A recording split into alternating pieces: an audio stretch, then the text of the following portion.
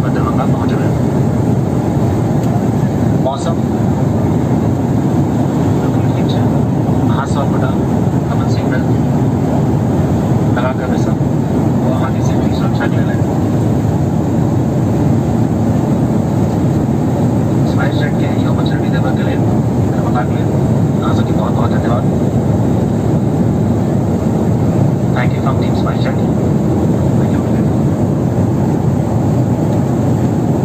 तो ये मैथिली में अनाउंसमेंट किया गया है स्पाइस जेट के अंदर, और ये दर्शाता है कि हम लोग मिथिलांचल में पहुंचने वाले हैं। यानी कि ये मिथिलांचल के लिए गौरव का पल है इस समय कि मैथिली में अनाउंसमेंट किया गया है ऑन बोर्ड, जब फ्लाइट मोशन में है और आसमान में जो है उड़ान, उम्मीदों की उड़ान पर है और कुछ ही दिन क्षणों में दरभंगा पहुंचने वाले हैं। तो ये अपडेट दिया गया है मैथिली में, और ये स्पाइस जेट की दिल्ली से दरभंगा की फ़्लाइट में इस तरह की चीज़ नज़र आ रही है।